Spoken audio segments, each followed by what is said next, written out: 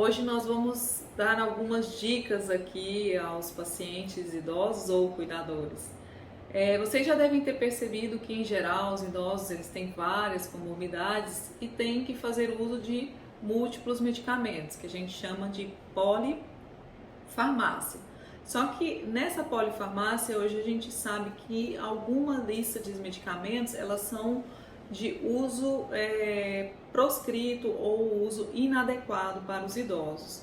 Nós vamos dar agora 5 dicas de 5 classes medicamentosas para vocês que são de uso inadequado, que devem ser utilizadas com cautela e em casos extremamente necessários. A primeira classe vocês devem conhecer bem, né? A gente sabe, são os anti-inflamatórios, né? Quem não conhece um idoso que tenha quadro de dor articular, dor no joelho e que não faz uso de anti-inflamatório, devem conhecer, e vários.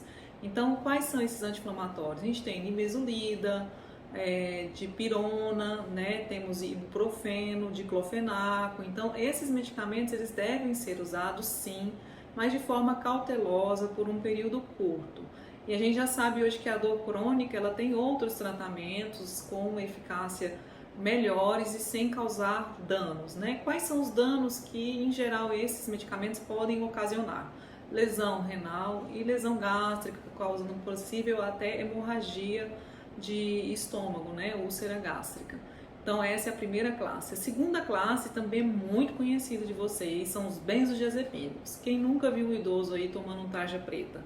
Tipo clonazepam, o Rivotril, um diazepam, Lexotan, alprazolam. Quem de vocês nunca viu? Vários, né? Qual que é a proscrição, né? Por que elas não devem ser utilizadas no idoso? Já tem várias pesquisas evidenciando que elas aumentam o risco de queda, porque esse paciente ele fica torporoso, às vezes por horas, tá? Eles também diminuem a cognição, eles diminuem a memória, podendo a longo prazo levar à demência, aumentar o risco de demência, tá? Então, e também eles podem causar um pouco de sonolência diurna também, isso é inadequado para o idoso. Então fica essa outra classe aí como alerta. A terceira classe são os antihistamínicos, né? São medicamentos utilizados em quadro de rinite alérgica. Aí a gente tem a desclofeniramina, a prometazina. Então eles causam um efeito, na realidade, anticolinérgico no idoso. Eles podem também causar um pouco de sonolência. Esse efeito anticolinérgico, ele diminui a questão visual, ele pode causar um pouco de embaçamento visual e aí o idoso aumenta o risco de queda. Pode também causar boca seca, né? E algumas confusões mentais. Então, ficam aí esses respaldos. Uma outra classe também muito utilizada são a classe Z. Quais são esses medicamentos? A gente tem aí o zolpidem, vocês já devem ter ouvido falar, ou exopiclona. Então, esses classes Z, já tem algumas pesquisas mostrando que eles também, em uso prolongado, podem causar os mesmos efeitos que os benzodiazepínicos, né? Induzindo a perda de memória.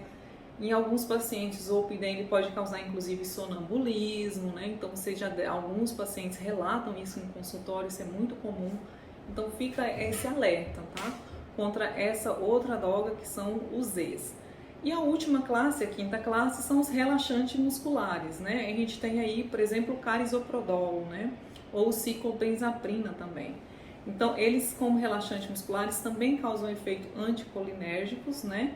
Diminuindo a questão do embaçamento, aumentando o embaçamento visual, então aumentando o risco de queda, boca seca, obstipação intestinal também, então o intestino fica preso.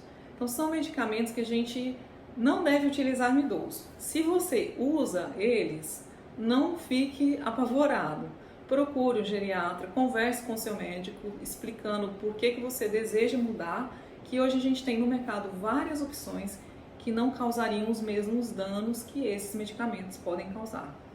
Se você gostou desse vídeo, compartilhe ele com seus familiares, tá? E fica a dica, envelhecer é uma certeza, mas envelhecer com saúde é sua escolha. Até a próxima, tchau!